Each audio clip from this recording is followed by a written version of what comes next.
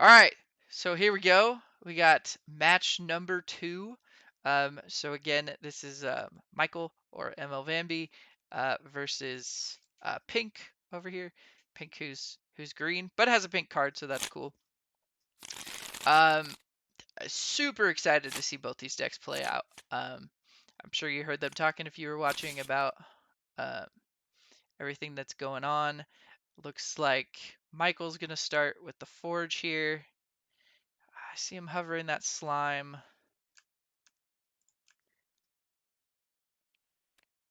Necrotic slime. Yep. So he is going to play this necrotic slime um, just to give him good board presence.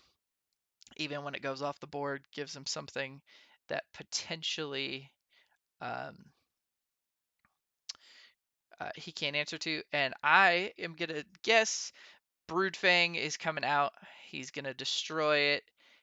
Use that to give -3/-3 to whatever hits the board right here, if something does, and then immediately reanimate it, or not reanimate it, immediately get a mindless zombie minion into play. So we'll see if I'm right. We'll see how good my Soulforge is. It's really easy when you can see players' hands, and you have to pick from 4 cards. So we'll see how that goes. See what Pink's response is. All right, so Pink plays the Relentless Wanderers. Lets him activate to play a Wisp minion, which I think he'll be doing. I wouldn't see a reason he wouldn't do this right now. I could be wrong.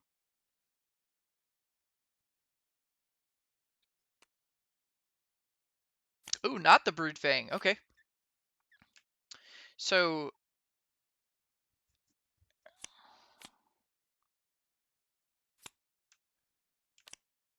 he's got to do 3 damage, which he does, which then pops the mindless zombie into play, and he gets to move it.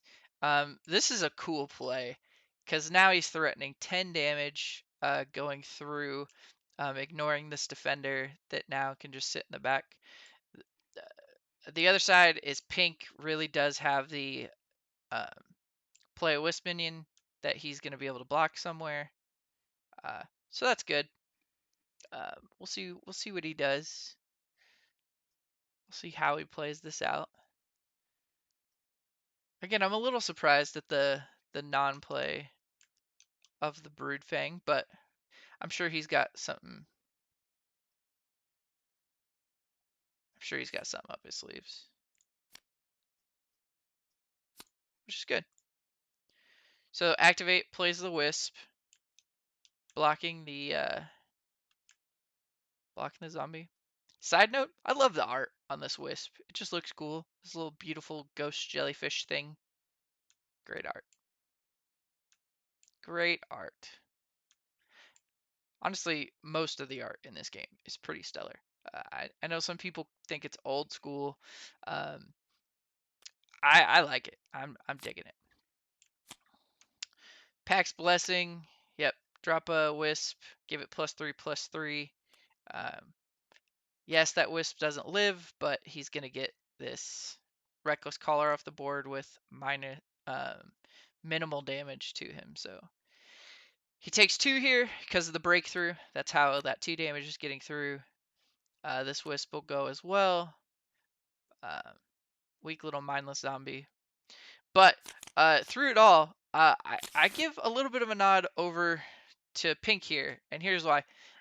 He's still going to be able to get a free Wisp minion onto the board, which is going to massively help with board control, even potentially just straight up nullifying this mindless zombie. He's still got something in this lane sort of covering, so he can play for late game a little bit better. Reinforced Captain is a great card. Charge Plated Justicart. Okay. Plant Warrior, awesome play. Or sorry, not Plant Warrior, the Torgme Guardian, which is a Plant Warrior. Good play. He's setting up. He's trying to not show that he's got this Reinforced Captain in his hand, I imagine. So let's see Let's see how Michael responds. Undeady's a free play here because the mindless zombie is less. Yep, puts the wisp out. So just gets that activation off um, before his opponent has anything to deal with it. That's a good note for anybody who's trying to learn to play Soulforge, learn all of those little things. Don't wait on your activations if you don't need to. There was no need for him. Everybody knows he's going to play a Wisp minion. He's probably going to play it to the middle. Okay, so plays the Undeady for free just to block this Torgmine Guardian. Plays the Stampeding Mongosaur and blows up the zombie to then deal 5 damage to an enemy creature, which we'll see where he's going to do that. Maybe the Torgmai. Yep. So he does it to the Torgmai Guardian, which is good. That's going to get it off the board.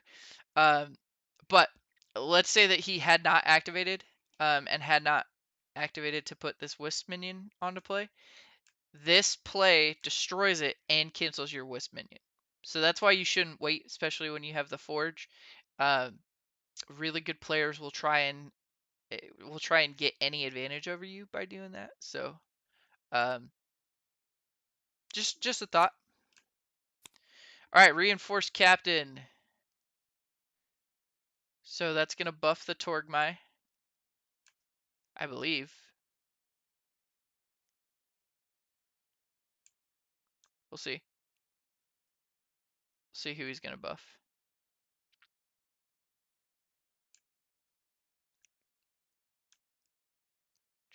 Yep, buffing the Torgmai so that it will survive this Undeady, assuming we don't have something else come into play here. Keep it on the board. Torgmai Guardian, super fun card, especially when you then have to play off the Forge. To just give little buffs later in the game when you're dropping things in with like +2, +2, +3, +3. It can be pretty awesome. He's gonna play this Assailing Warhound. Let's see where he's gonna play it.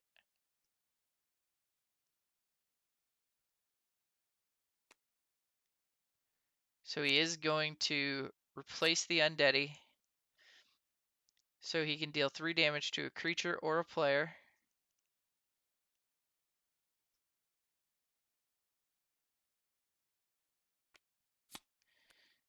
So he's going to immediately do it to the Torgmai so that it gets destroyed. Which I believe, since this is now unopposed, he will get to do 3 damage to the player. We'll see. It looks like the players are discussing it right now, but I believe that's how it works because each thing you start from top bottom. So because that first thing happens, now we go to read the second thing. It says unopposed. So yeah, that is in fact what happens. That is why this card is so cool.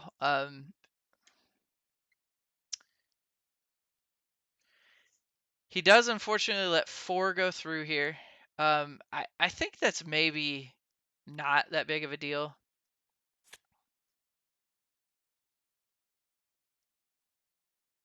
That Stampeding Mongosaur should not have just gone off the board.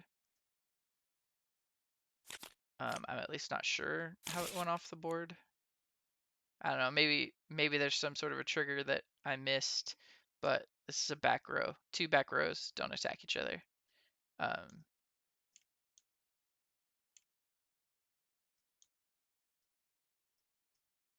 think they missed that, but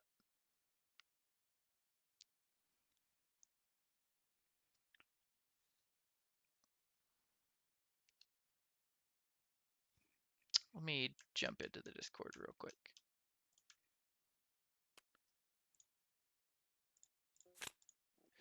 Hey, hey guys, real quick. Um, that Stampeding Mongosaur, I think potentially it's still on the board because both those creatures were in back rows.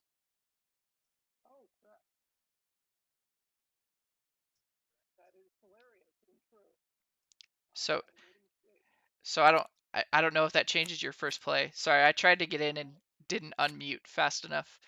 Um,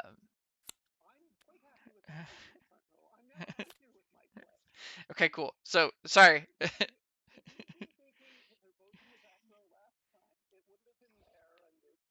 Yeah.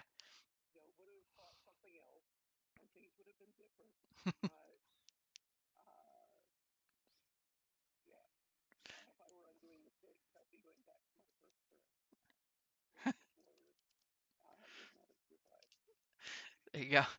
Sorry, just wanted to see if I could catch that before any game state changed.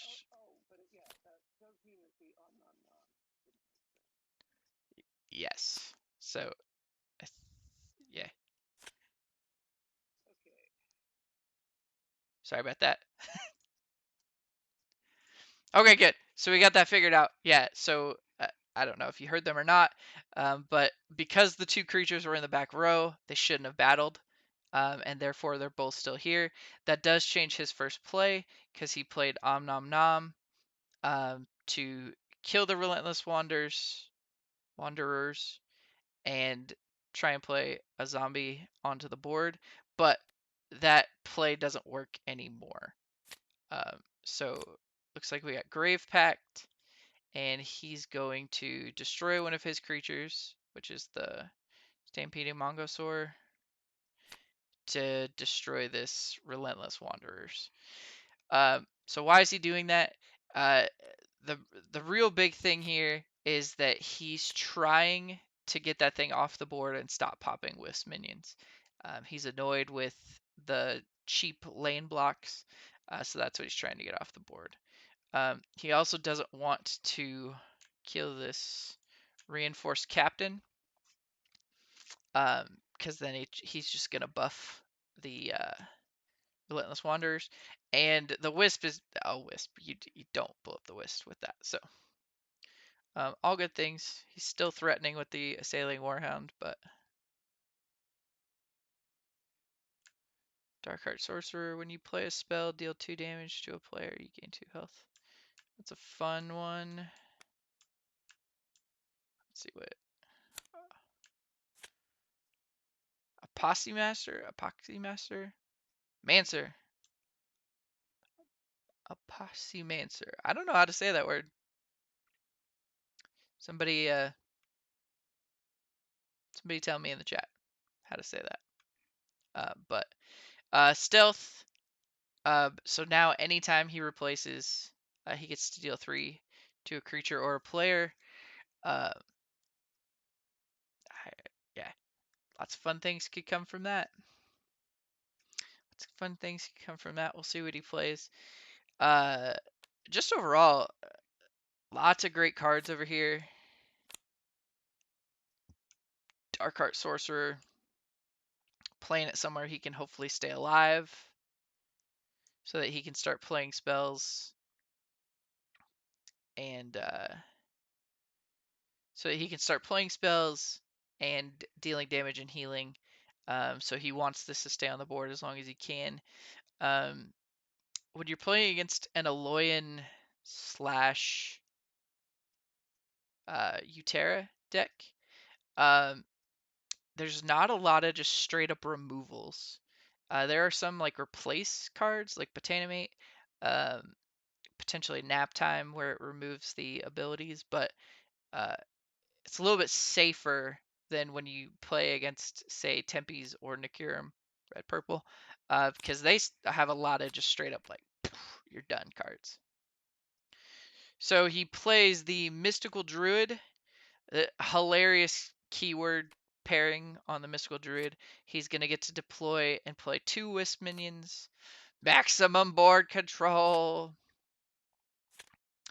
and what he's doing. So he's using the Apostlemancer. He replaced, so he did 3 damage. That got the Assailing Warhound out. Then he replaced and did 3 more damage here. And he should still get to play this other Wisp, I believe.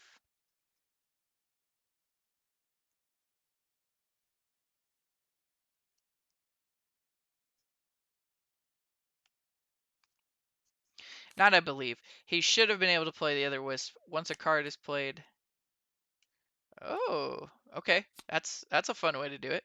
So he replaces again to do 3 more damage. So just what I talked about, his goal is to get this Dark Heart Sorcerer off the board.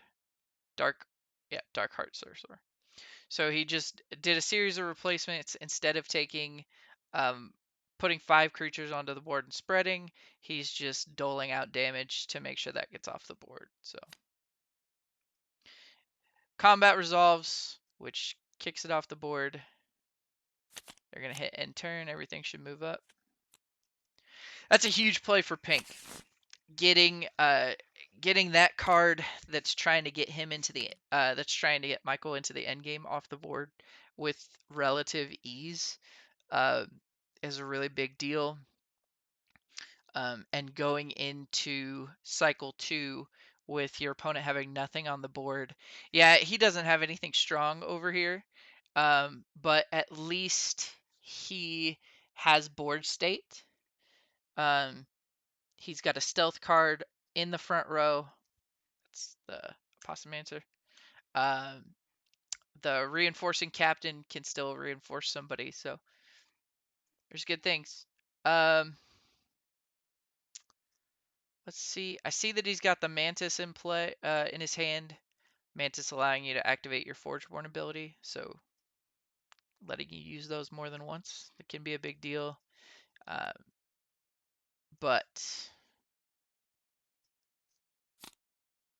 Torgmai Guardian level 2 comes into play. So now every time he plays in the back row, +2/+2. I imagine he's potentially going to be dropping that Relentless Wanderer into play, and then popping out wisps. It'll get bonuses by going into the back row. All those good things. So we'll see what he does here.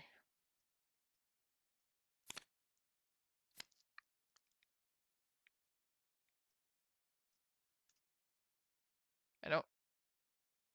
Oh, okay. So he. Nope.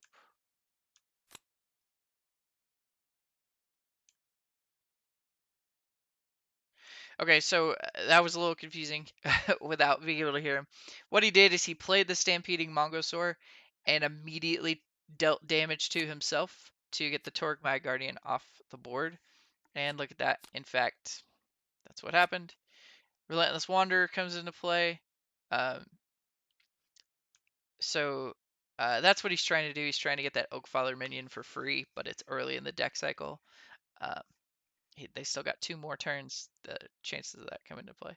But he does get to pop another Wisp onto the board and probably will continue.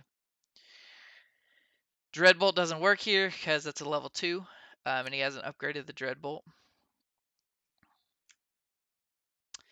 Looks like he's going to activate Forgeborn, put 2 Spell Sprites into play.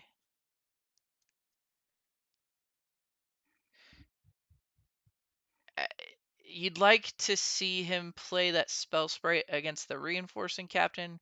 What I imagine is he doesn't want that Reinforcing Captain buffing one of those 2 things on the board right now.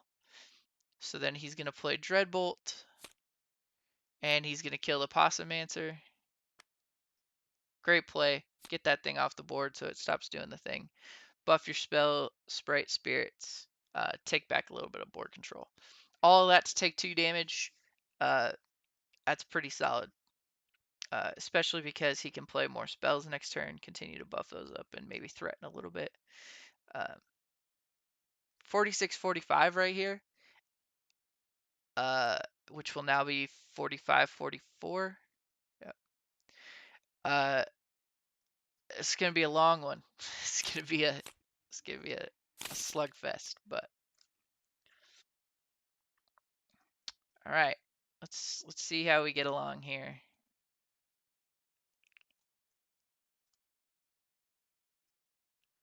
Let's see how we get along.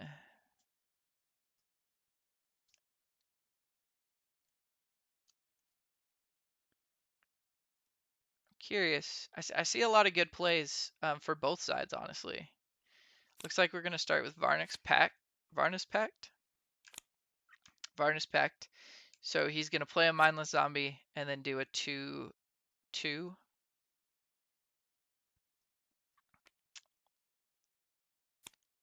Oh, but he's got 3 minions in play, so it's a -6/6. So that's how he gets the Relentless Wanderer off the board. Huge. And again, this is what I was talking about earlier in this match. Getting things off the board before your opponent has the ability to activate it is a high level strategy that you should try to adopt. Those activate abilities are just they compound. So every time you get to activate it's better and better and better. So if you can nullify an activation like that, huge. That also, not that he doesn't, he needs to, Pink needs to play a minion right now, but if he doesn't play a minion, uh, and Michael has something to destroy the captain, he also creates a situation where he doesn't get to use that secondary ability. So another way to sort of force your opponents to do what you want um, in this scenario. I know that's a very specific like case, but could be good. Also keep in mind that Pink still has his Nova's Touch to replace it with a Wisp minion, but do you really want to replace a minion with a minion? I don't think so. So, all right, let's see. So we got the Palladium Simulacrum. Simulacrum. When a creature moves lanes, give this +2. He's gonna play that against this Spell Sprite minion, and then he's gonna immediately move it to give it +2. So there you go, 4/6. That'll keep it alive, keep that mindless zombie off the board. We do got a point where he's potentially taking 10 damage here. I'm sure he's gonna at least block one of the lanes. Don't think he can block 2 of them. Let's see what Packmaster this is. Camouflaged.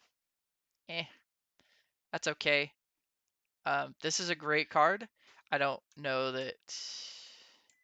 Well, he's got the warrior thing kind of going. Maybe he plays that card. Maybe he plays Energy Prison just to knock one of these spell sprites down and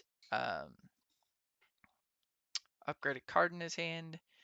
I don't really see a Botanimate occurring right now. Okay, so we've got a Sailing Warhound. He's not going to do the replacement, but what he is going to do is unoppose it so that it deals 5 damage. So that's a free 5 damage, threaten another 6. That's pretty good. That's a good play. It's I mean, that's probably the best play that he has right here. He's got great board control. He sort of had some other options, but this is for sure the best option to just sort of threaten. In a game where nobody's sort of taking tempo, that's kind of a half tempo grab.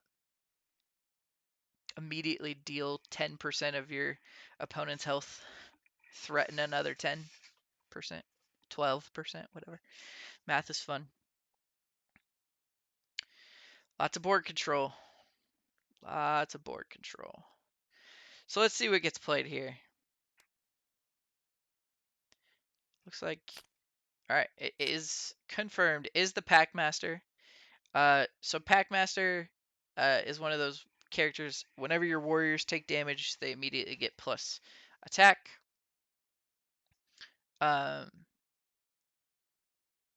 He's reaching for Nova. I don't know if he's going to activate it here or not.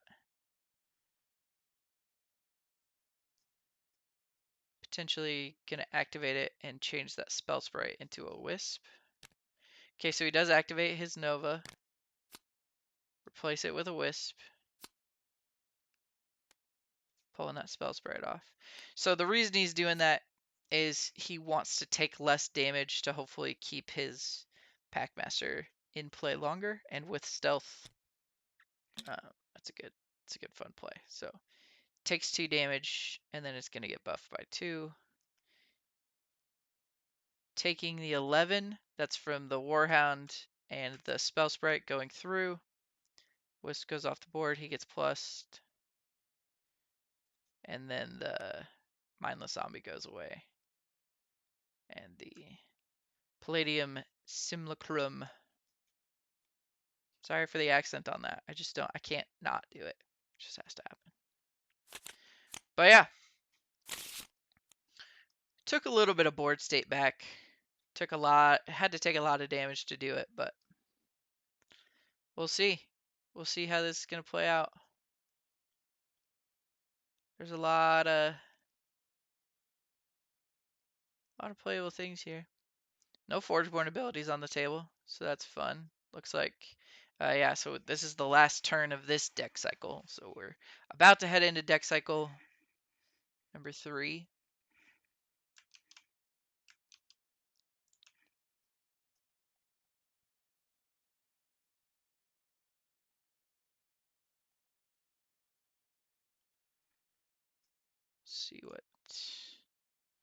See what's gonna happen here.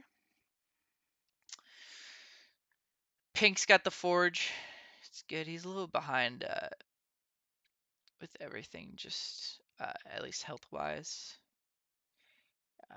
I see that he's got the Apostomage and the Mystical Druid combo. Could do a bunch of replacing. There's plays here. There's a potential where he's trying to leave open a lane for the Palladium Simulacrum to move and get buffed again, but I don't know that he wants to move it in front of the Spell Sprite just to have it die anyways. It doesn't gain you anything. So we'll see. We'll see what he's gonna play here. Okay, so it looks like he's reaching for the mage, and that is in fact. Let's look at this level 3 actually. So the Apossomancer, sorry, which is a warrior, which is great. Great tagging for this deck because he's sort of got that warrior vibe going. When you replace a creature in another lane, deals 7 damage to a creature or player. That's the level 3. The level 2 is deal 5. I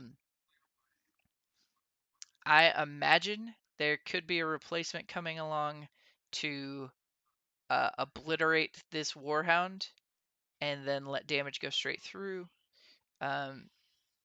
He does end up moving that over, so maybe he could kill any number of things. He could play the Mystical Druid here and do the same thing, remove 2 things off the board, do it the same way he did it last time.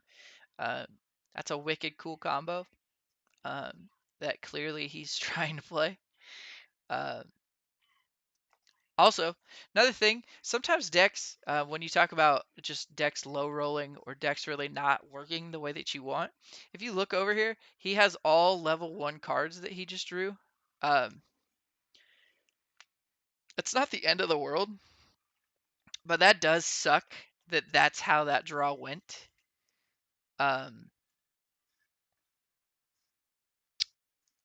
To end the second cycle. It happens. You got to prepare for it. You got to have a deck that cards aren't worthless. So it looks like we're playing Om Nom Nom here. He's gonna kill. Yep. Kill this Palladium Simulacrum. Pull that off the board. Play a mindless zombie minion to block another lane. I'm curious to see where he's gonna play it.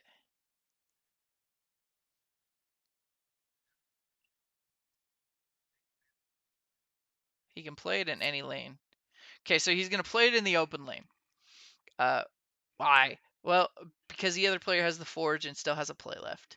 You don't want him dropping something quote unquote massive and letting that come through for free.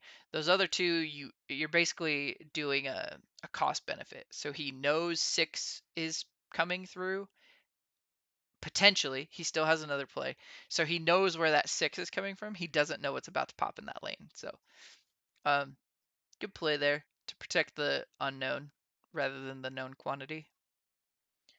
Um, Another thing, as I said, a lot of cool decks with a lot of cool synergies. What we have over here is the warrior synergy. He's got 3 warriors, 2 of which have triggers that go off of warriors. So when this reinforced captain, if it ever does go off the board, is gonna heal or buff another warrior, another creature. The Packmaster is making it so that all warriors get buffed every time they take damage, and then the Mancer, while being a warrior and benefiting potentially from those other two, is got stealth and is allowing the replacement to sort of blow things up. So he's got a good engine. This is a good board. We'll see. I really think he plays Mystical Druid here and blows 2 things up with replacements.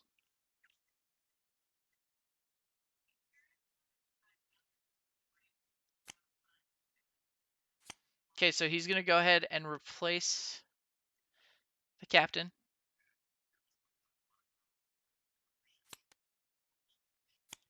And deal 7 damage. That's going to get the Warhound off the board. That was the one that was for sure going to come through. We kind of knew that. So now it just what's he's probably, yeah.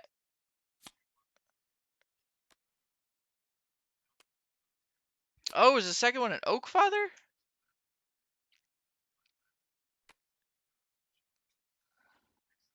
Whew. So he plays the Wisp, replaces with it, does damage. Then he plays an Oak Father, replaces with it, does damage. Um, what a massive play! Holy Toledo! So we will get a response here, but wow, that seems insane.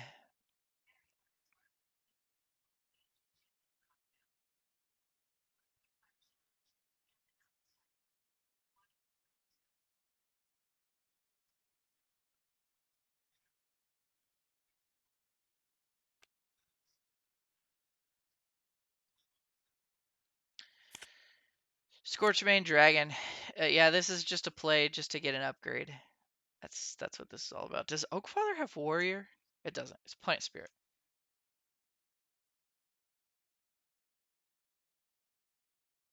coming through.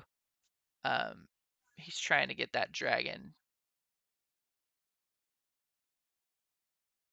Yeah, he's gotta play this Flame Jet just to do something. So he can take 5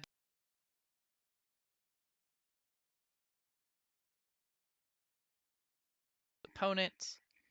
Uh,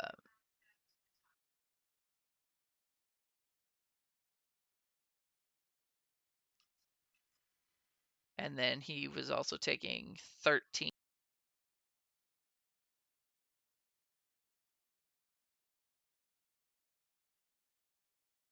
The game was going to be even pretty much no matter what, because give 5, take 5. But um, the other thing is that now that it's in his deck, the upgraded version, which I can't see, I believe does 10. Take 10 to do it for free.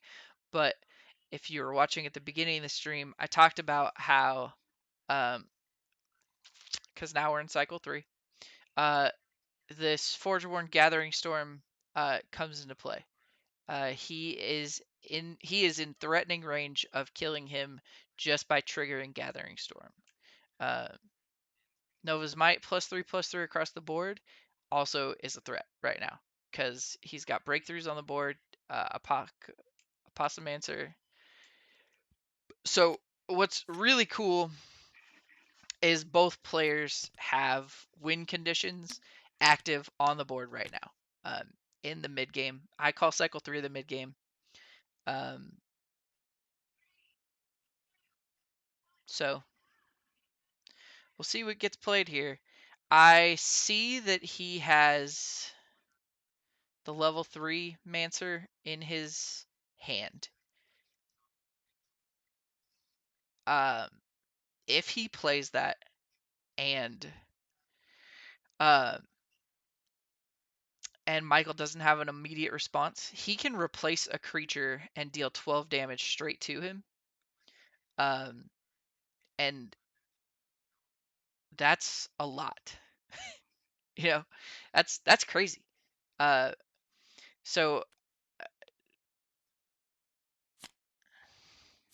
Okay, this is a cool play. So we got Dark Heart Sorcerer. When you play a spell, deal 3 damage to a player, you gain 3 health. So he's basically threatening, I'm going to play a spell, deal 3 damage to you, and get health. We got potentially I hit Gathering Storm and deal more damage to you. Um, it for sure doesn't get him out of it. I think, knowing nothing, I look at that hand and go, oh man, I'm a little bit in trouble. Because he's got nothing to play for free. He's a little bit behind. How much damage can this do? The Blizzard Shaman. Blizzard Shaman doesn't get you out of it. And because everything's a warrior, well, except for the druid. Um, yeah, this is tough. Warmonger's mod is also in his hand. Let me show you that card. This card coming through on cycle 3 sucks. If you play this early though, it becomes it gives you a free creature play. So it's a great early game card. It's a not great late game card. So we got the Apostomancer. So this is just a big, hey, here's my end game condition. I'm using this. Every time I replace creatures, I will be dealing damage to you. And then here's what he's going to do. He's going to buff all of his creatures so that um, he has a harder time getting them off with any purple shenanigans or any like board wipes, any of those things. That's what that is. Anybody who thinks, oh, he's trying to get damage through it, that is a slight bonus, not even a full point of a bonus. He is trying to keep everything he has on the board. Ideally, he plays no more creatures other than to replace to do free damage. Um, so everything else is just spells to keep my board. If you threaten to kill either of my Apostomancers, uh, I'm going to play a spell to protect them. So on and so forth. He also has Energy Surge. Play a Gizmo minion, upgrade card in your hand, and discard it. He may do that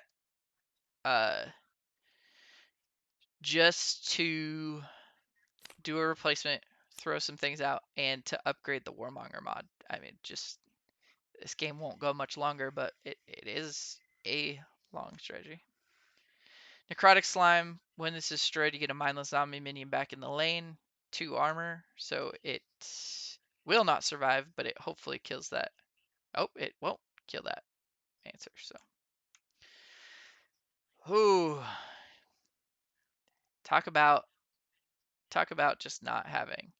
The other thing is he doesn't want to play this Reckless Caller because he doesn't want to deal 5 damage to one of his creatures because that creature currently is keeping him from taking damage more than 1 from the Oak Father. So looks like he's potentially doing some math right here, seeing if he can play a card and win. Okay, yep. So he's going to replace his Oak Father with a Gizmo, and he's going to deal, I believe, 12 damage straight to life points. 5, 7, yep, 12 damage straight to the life points. And then upgrade a card in his hand for free. Is it any card? Yep. We haven't seen what card he's upgrading, but I imagine it's Warmonger's mod. Yep.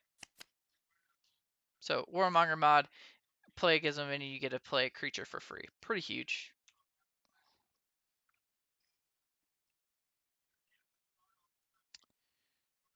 So let's see what happens here. The honest problem is I think he's dead here anyways. I show 14 damage coming through. Yeah, oh, he's dead right here. So it's a good game. Good game. Apostomancers, they're crazy. Let's go ahead. Let's jump in here. Let's see if we can talk to the players a little bit. And yeah, good match.